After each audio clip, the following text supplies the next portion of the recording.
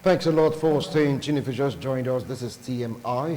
And of course, we are starting off today's discussion from the Benin Network Center. It's all about the threat of secession, the Yoruba nation agitators. Yes, what they did one Saturday where they raided the government house secretariat, but they were overpowered. Thank God for Nigerian police and of course other security agencies. They were arrested and definitely they will try. But the big question now is, why would one choose to go that way, knowing fully well that according to reports, they have everything almost going for them in this country, as opposed to some opinion that said that the South is marginalized. That was, some years ago. But this time around, talking about the South, would they have any right, any reason to say they want to be on their own? And we'll be here in the studio to talk about this. I have honorable gentleman, the political affairs commentator, Jeremy, to welcome Honorable Odigye Wadiai. Welcome to TMI. Good morning. Appreciate your comment. Yeah, how are you? Thank you. All right. And very close to me, he is a legal practitioner, political affairs commentator, a human rights activist. Join me to welcome Barrister Joshua Anabohai. Good morning. Good morning, Joshua. Good morning. Welcome to TMI. Thank you. All right. Now, when the assault on Oyo State Secretariat came into limelight all over the newspapers, social media, print media, electronic media, Honorable, what went through your mind? Yoruba agitators say they want to hoist their flag in the government house. Well, this is not the first time, and it will not be the last time. So we need to go back and x-ray the cause. What we see is the effect. And we're always discussing the suffix. Whether we like it or not, there's going to be a continuous agitation for emancipation as long as Nigeria is operating a system where some ethnic group nationalities, they are colonizing, marginalizing, and benefiting from the status quo, or rather exploiting the commonwealth of others to their own advantage. Now, what do I mean by it? Back in 1967, Azigboro, in February 1967, took upon himself, under the Niger Delta movement, to declare a sovereign state. Though the federal government, by then, rounded them up, tried him, and sentenced him to jail. In June or July, the same year, 1967, Uzegu and others also staged a coup which led to other, counter coups that led the SECESSION of the Republic of Biafra under the leadership of Uzegu, of Ojukwu. And the war lasted for 3 years. Same reason. After the war, what happened? We saw the emergence of MASOP, the Ogoni people. We saw the emergence of IPOP under the leadership of Kanu and Samo, the young man that lives in Ikbel, the young man that lives in Finland. Sweden. Sweden, yes. Then we have others that are still springing up. The typical Nigerian government or the typical Nigerian people, we're always interested in looking at what is happening. We don't go back underneath to find out and provide a solution to stop further reoccurrence. All right. What the Yorubas are doing, regardless of, just like you rightly said, they have everything going for them. What? Because they have the presidency, or because Osibanjo was once the vice president, or Basanjo was once a president. No. Let us go and find out exactly what is responsible. And what is responsible? Marginalization, exploitation, colonization by the Hausa Fulanis, or specifically by the Fulanis. Okay, hold on now. Until this thing is balanced, Nigeria can never be the same. I will come back to you because he made a very strong point. I'll need others to react to that. Well, joining us right now in the studio is a political analyst, political affairs commentator, and entrepreneur. Joining to welcome Innocent Okotobo. Innocent, welcome to TMI. Appreciate your comment. Thank you very much, Mr. Wilson. All right. Good morning to viewers. Joshua, you heard his opening remark. He's accusing this particular threat. He's saying that the reason why for this is because of the dominance of a certain tribe. But many may not agree to his own assertion. Please take it up from there. All right.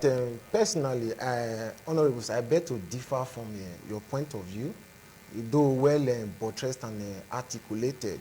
And you actually went around to explain from the Biafra, the Niger Delta, and all of what that has been, happening in the country. And you have also said that with time, everything will still continue to unveil and people will continue to do the same thing. Now, I want to quickly say this before I continue. Now, the Chapter 1 of the 1999 Constitution, particularly Sections 1 and 2, empowers the indivisibility and indissolubility of Nigeria being a being a federal state, being a sovereign state. So, Chapter 1 of the Constitution has already made Nigeria a sovereign state. Now, going forward to these particular issues, the agitators, personally to me, I think those guys are self-centered. I think it's as a result of personal interest. They are being motivated by, personal interest. And yesterday, I thought about something quickly. If you look at it at every material time, look at the time form. Let's not even take it too far from the Biafra agitation. Let us take it down to when Yaradua Jonathan was in office. We had the militants that time they came on board. Then from there, when Buhari was on board, we saw Boko Haram and Fulani headsmen. Then now Bola Ahmed Tinubu, the Yoruba agitators are saying that this is the time they want to, actually, have their own freedom. Now the truth is this: Nigeria as a sovereign state, Nigeria as an entity, Nigeria as a federation with its sense of leadership. What is going to be left of the country if everybody begins to agitate for sovereignty? If everybody begins to agitate for sovereignty, if everybody begins to agitate that, yes, now we want to go our separate way, what should be left of Nigeria? Then if everybody, like you said, is going to continue to agitate for these things, who is going to be left in the country in Nigeria? What is going to be left of it as an entity and as a sovereign state? These guys are actually, to me, disgruntled, elements. They have a powerhouse that actually encourages all of these things, and at a particular time and at a material time, they know when to actually come on board. Take your mind back to the very last regime, or the last tenure that we had President Muhammad Buhari. Even if these issues actually came, but it was not as top as it is, if you agree with me very well. But what we were fighting then was Boko Haram and the Fulani herdsmen. That makes it to say that we are our own enemies. We are our own enemies? Yes. Okay. All right. I'll come back to you, Barrister Joshua. Well, Innocent Okotobo, I believe that when you came in, Honorable Odiga was given his submission, and of course you heard Barrister Joseph's submission, not agreeing totally with what Honorable Odiga opined. Now, what's your view of this? Person is pressing for this particular, secession, saying that why they stormed your state secretariat is because they want to hoist their own flag in the government house. What do you feel about this secession? It's coming out from that particular tribe. Thank you very much, Mr. Wilson. You see, when I saw it in the news, I laughed over it because it's very funny. Do you understand? Because that's a group of persons. They are not even known to the Yoruba race. They are very unpopular people. Do you understand? So for me, I think it is laughable. Because if this is actually coming from the popular Yoruba cultural groups that we know. The Ghanaian, the leaders of Odua, leaders of Odua. Odua People's Congress. Ghanaian Adams, or I think it was Frederick Fashion at the time. Then the recently emerged Sunday Igboho. We would understand that, okay, there are some Yoruba forces, some forces in the Yoruba race that are supporting this. But the names that were mentioned, those names are not known to us. And I believe that even if the quest for Yoruba nation, they are fighting for it, this is not the appropriate time that should be done. Because as it is today, Yoruba people, they are the most favored. They have everything working for them as it is now in the country. They have the president, they have the AFCC chairman, the Inspector General of Police, the Chief of Army Staff, they have the CBN governor, they have the Minister of Finance and coordinating Minister of the Economy, they have the Minister of Interior. So you can go on and on. It is even alleged from some sections that the president is even favoring the Yorubas more. The FIRS, the chairman, they call them now, or Director General, is a Yoruba person. So now, Yorubas coming to say, a group of Yorubas coming to say that they want to secede, rather. It's very funny. Do you understand? Because it's the same part of Yoruba that has made some part of Niger Delta to even progress. Yes, the port in Lagos is the reason why the two ports in Port Harcourt, the one in Warri, the one in Calabar, and the one in Koko are not functioning. So they have everything working for them? Yes, they have everything working for them. Now, it is this same Yoruba, all the oil companies in Niger Delta, are you aware that they have their headquarters in Lagos? They have their headquarters in Lagos, and they pay tax to Lagos State government, their corporate tax. And now, part of Yoruba are coming to say they want to secede. So, just think about it. Over to you, Honorable. He said it doesn't make sense because, as he rightly said, he mentioned some parastaters as in this nation have been favored in this administration. Even the past administration, despite the fact that we have one nation occupying the first position, the Yoruba nation, they're occupying the second position. So do they, and right now they are the top. Key positions as well. So what reason do they have to come out to start saying they want to secede? Yeah, because some certain persons or elements are occupying some political position. From that same nation? From that same nation does not mean that everybody is contented with the present day structure or architecture of the country. Yes, granted, because we always have that mentality, oh, plump position, juicy position, you have this, you have that. Where do you get that mentality from? What I'm saying in essence, you see, you must understand the thin line between what I'm saying. I'm not advocating for the secession of the Yorubas. What I'm saying is that I don't look at the suffix, because we will continue to look at the suffix. I will take an example. During the reign of Obasanjo, Yerima, who was the then governor of Zamfara, came up with Sharia law. Instead of the federal government under the leadership of Obasanjo to address it, you know what he said? Leave them, leave him. It will soon fizzle out. What happened? You now have 12 states in the north operating Sharia. You see, this mentality of saying, oh, it doesn't matter. You are looking at the suffix. You did not go address the issue. So until we continue or desist from looking at the suffix and go to the root cause to resolve the issue, the agitation will continue. When it started, who would have thought after the Civil War that you have other ethnic groups? And mind you, my young man, when a revolution, you don't have to have a popular fix to have a revolution. You don't need the Afenifere, or you don't need all the Odua or what. Revolution can start from anywhere, even from a market woman. But hold on, sorry for cutting you. You talked about the root cause. So what is that root cause right now? Good. You see, why are people agitating? Let us look at the structure of Nigeria. It started even during the British rule. People are saying, oh, this is not the right time. When will it ever be the right time? Any time is the right time, or any time is the wrong time. What I'm trying to say in essence is that when we were agitating for independence, the Northerners said, no, we are not interested. It is not time.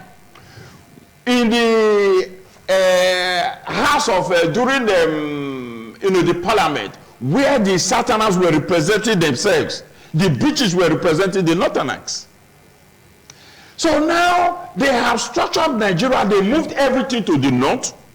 Police college, everything in Nigeria is in the north.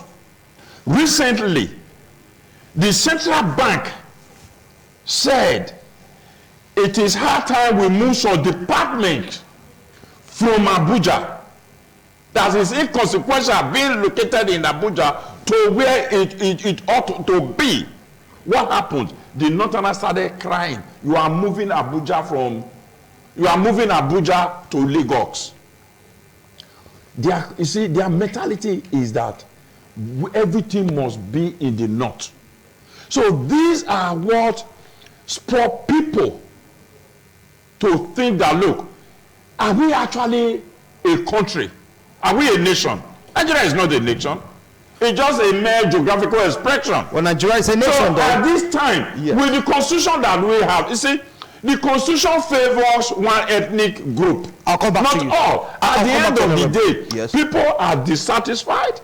People are not happy until we restructure Nigeria. This agitation for emancipation will become the order of the day. I'll come back to you. Or not. I'll come back to you. Not me anytime, anywhere. Well, Barrister Joshua, you heard him talk about movement of certain parts of, like, the CBN, even the airport to Lagos, and there was a cry by certain parts of the country saying, look, you are taking our birthright right now in quotes.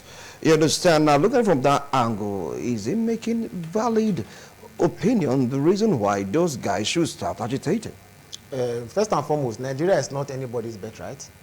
Yeah, we gained independence when the country feels, when the baby is growing up, is a time where the parents will not become an adult, or let us say an adolescent, or the parents will not say that, okay, this is not the time that we need to hold this child anymore. The child can walk on his own, he can go to anywhere. Now, it is a figment of imagination that all these guys are actually agitating for all of these things. Now, before now, if you don't forget that the Federal Capital Territory was first in Lagos. In Lagos. Before it was moved to Abuja. Sir, you have been particular about the Northerners. One thing you cannot take away from them, and one thing that I personally admire about those people, is their unity, is their one-spoken voice. Now, going away from that side, coming to the east, the west, and the south here, we do not have that same unity. We do not have that same unity. We do not speak in the one same voice. If a Northerner is here and he's saying that this is what we want to do, you know the strength of a broom. The strength of a broom is when it's put together. If one stick of broom is here, you can easily bend it. But if it comes to issues relating to the country generally, you will now start seeing political, ethnic, tribal, and religiosity will start playing in. So the issue of if I become president of the Federal Republic of Nigeria, I will move some things. I will move some things to Edo State. I will move some things to Delta State. I will move some very, very important offices. Yes, I'm telling you, I will. That is ever the emotions actually attached. Why will you move? Why will you move them? Okay, the reason why I will move them, I was the constitution empowers such the president to do same actually. Okay. Hold on. You feel that you are aligned with me. You just aligned with me. He has the floor. You just aligned with me. Let him anchor. Just please anchor. You're still on the speech. Let me ask. I'm going somewhere because you brought in the issue of taking the other segments and all of this, and I am not telling you now at this particular time that we actually felt that the Northerners had all of these things. President Bola Ahmed Tinubu at this material time has also moved from certain offices. So if we are trying to say that we want to attach sentiment to it, emotions will play in, which everybody knows that it's actually workable. It's not that I'm not trying to be patriotic. I'm trying to tell you what we as humans should actually react to. So that is it basically. Okay, well, now you heard him. It doesn't mean that he's not patriotic. He said he just moved some part to his own state to have this spread. After talking about restructuring, that's what you're talking about. Well, Innocent, over now to you. Thank you very much. Now, talking about moving CBN from... Not CBN, some part of it. Yeah, department, yeah. Yes, department. For me, as a businessman, I'll tell you, 45% of the money in this country flows within Lagos. It's in Lagos. So what will CBN be even be doing in Abuja? Is Washington not the headquarters of America? Yeah. It's not New York that the business. That's a big apple. Yes, that's what it is. That's where it happened. So for me, taking some departments from CBN, from Lagos, from from Abuja to Lagos is not supposed to be an issue to be discussed. CBN automatically is supposed to be in Lagos because that is the commercial headquarters of Nigeria. Do you understand?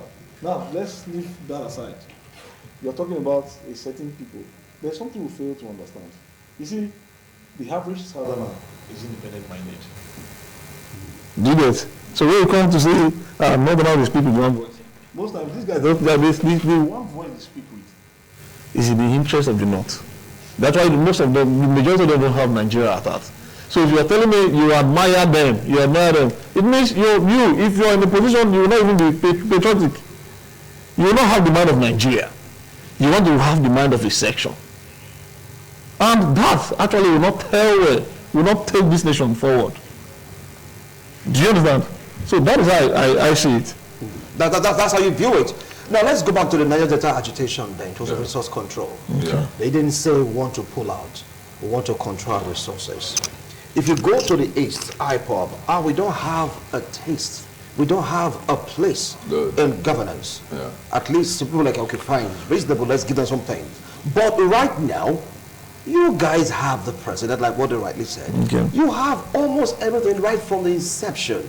Even if you have larger chunk, maybe coming from the, because of the population and all that, at least you are number 2 most of the time. But right now, you are number 1. So I'm not saying that this is politically motivated and is selfish. So people just want to twist the government of the day to get something for their own personal gain, not for the Yoruba nation. Take it up from there. Well, if you want to look at it from that perspective, to commercialize, secessionism, that the government will now come and pay ransom or pay their compensation, I don't subscribe to that. They are trying to send you a message, and as a critical thinker, you listen to the voice or to the cry of the baby. And if you do, and if you are being objective, you will understand and know why the baby is crying. They are sending a message to us. The message does not have to come from southeast. The message or the cry does not have to come from south-south. It can come from anywhere. Even the message can even come from the north. At one time, even to date, the Miyetti Allah wanted to take over Nigeria. But because of the opposition, I remember the Bauchi governor, Mohammed Bichi or whatever, said, a Fulani anywhere is a Nigerian. That we cannot stop them. Whether they are from Plateau or whether from South Africa, whether they are from Senegal, whether they are from Mali, they are Nigerians. But this one is not so what I'm trying to say is this. You see, now certain groups of persons under the leadership of Modukbe or the sponsor of Modukbe Abiola and others who are based in diaspora wants to send a message to Nigeria that the time has come.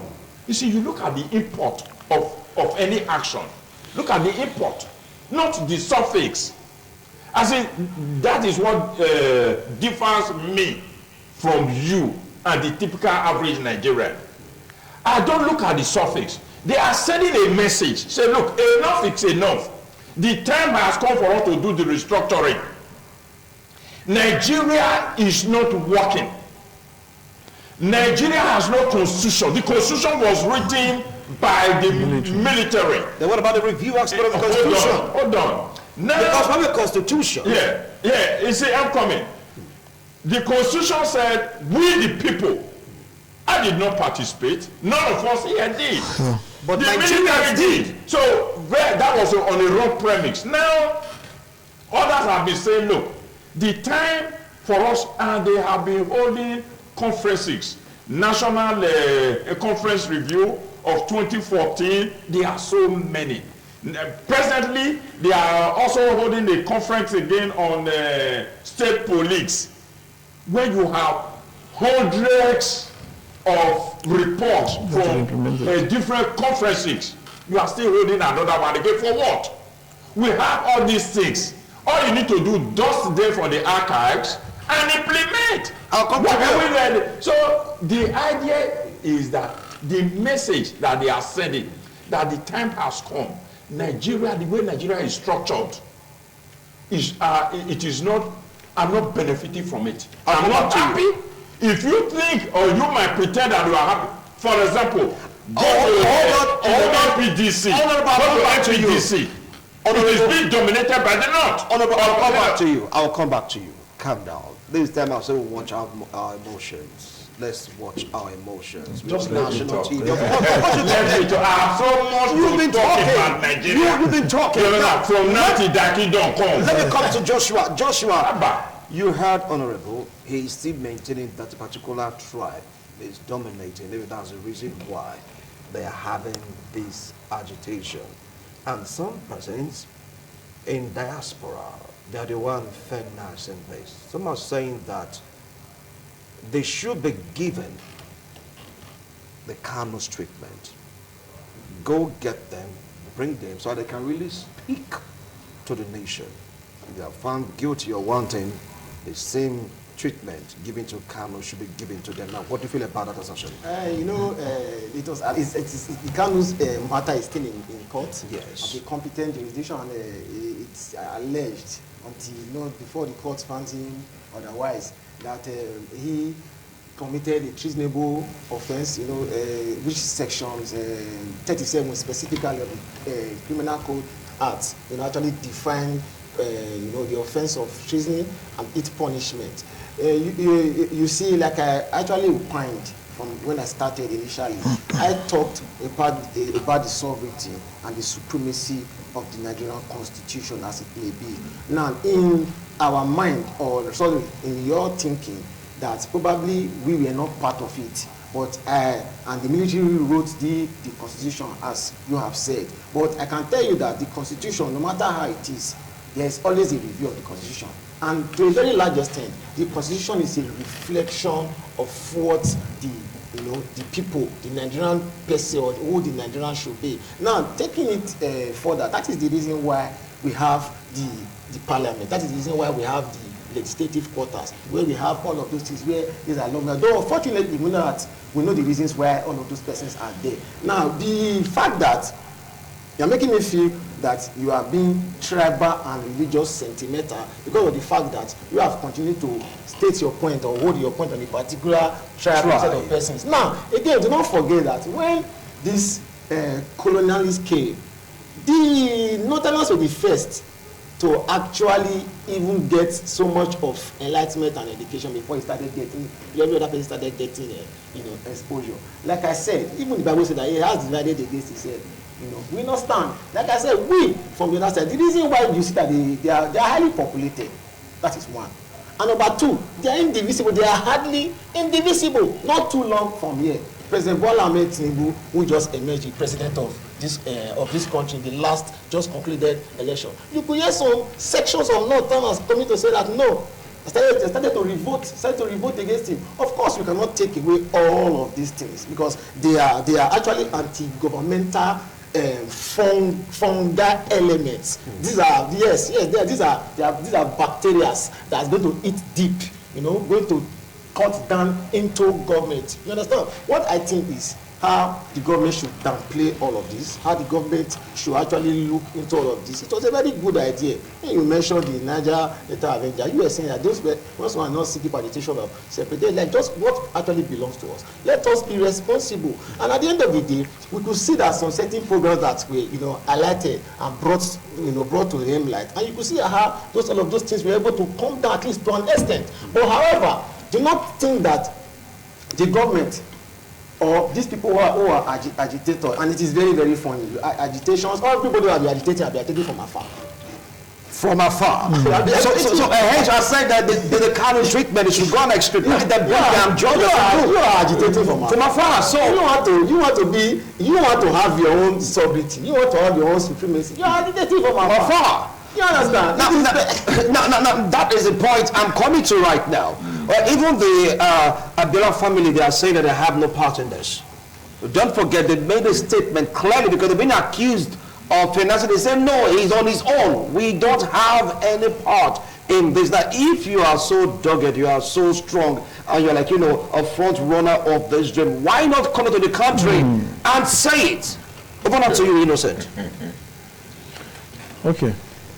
When the Nigeria started their struggle, the struggle of Nigeria resource control goes back to the days of Isaac and Dakaboro. Then after Dakaboro, there was a silence movement before the governors of 1999. James Ibori, headed by DSP Alamisia and James Ibori. Then they came up with resource control. Let us control our resources. Excuse me. So let us control our resources. Now, from there, they were putting heat on the Obasanjo-led federal government. In the course of that, while that was on, remember our boys, we started seeing on newspapers where the likes of Osari Dokubo, they were threatening to display arms that they have what it takes to fight federal government. Before you know it, kidnapping started and they're demanding for ransom. What is the problem? We want to control our resources. Resource control. We are giving enough to the government and we are getting little. These guys, that period they were traveling, going to Abuja, said if you go to Abuja, you see what they are using our money to do. Then we come back to the creek, we come back to the riverine areas that people are suffering. Obasanjo fought the militants to an extent, arrested. This guy was arrested and was put in prison. Yaradua came on board. But as God will have it, Yaradua, through his Minister of Interior, then Godin Abe, they did the best they could, and this thing was silent. And the amnesty came, Niger Delta, with 13% derivation and all that. And because of that, I think that happened during Obasanjo, during Yaradua. I can't remember. That region. Yes. I can't remember. That actually calmed it down. You see, these people they had something. They were asking for something. Do you understand? They had a request. We do this. Give us what belongs to us. Now, looking at the IPOB, Francis Zurike, Masob. Then from Masob, before we knew it was Biafra Nnamdi Kanu. Do you understand? What was the reason behind this? Marginalization. The Igbos were largely marginalized politically and federal civil service, in terms of appointment and all that. It was Obasanjo tried for them. Obasanjo gave them key positions. Now, Nnamdi came, marginalization. People have been marginalized. We want to secede. Do you understand? Now, talking about this rule, he talked about the root point. What is actually the root cause of it? Yes, you said Nigeria is a mere geographical expression. Largely, I agree with that. It's a lot. We came together. The British brought us together as a result of administrative convenience, rather, for them to be able to rule us. Not that our people were not consulted. Our forefathers then were not consulted, and they brought us together. Ever since then, when they were leaving, they gave powers to the north. But the question is, why are this minute percentage of Yorubas asking for secession? They're not asking for restructuring. If they're asking for restructuring, which Afenifere is, they are the highest. They are the ones fighting for restructuring. Restructure Nigeria. implement 2014 National Conference report. Do you understand? If that Abiola, whoever is the mastermind of this, if that is what this person is pursuing, we will understand that, okay, yes, these people, they are fighting for something. You just can't you can't just wake up somewhere and say you want to secede now for no just reason. All right. Gentlemen, you've spoken at length. It's time for us to join Abuja and us in about 30 seconds each. Summarize your point. What do you think is the way forward? 30 seconds, Honorable. I know you have so much to say. Yeah, well, the way forward, which I've said over and over again, is for us to listen to them and find whatever the root cause is and address it immediately once and for all. All right. Thank you so much, Honorable. Over now to you, Joshua. Quickly. All right. The road forward is for them not to actually attach emotions and sentiment to all of these things. You can actually make your agitations or whatever thing known, because what the rampage that went on in your state wasn't really a good one for the face of it. And again, sorry, let me quickly conclude. And again, if it was PMB, it was because of the fact that we have President Bola Ahmed Tinubu. That's why they have the net, because they feel this is our person that is there. Well, that's another point, but we don't have enough time. Go ahead now, quickly. Way forward, well, I think I will advise them, let them sit with the Yoruba leaders. We have very sound guys from Yoruba, the likes of Chief Ayo Adebanjo, Chief Uben Fashoranti, then Gani Adams, let them sit down and talk about their affairs. Then I think there will be a solution to that. All right, we'll keep watching, we'll keep monitoring. Let's see how all this will pan out. Gentlemen, thank you so much.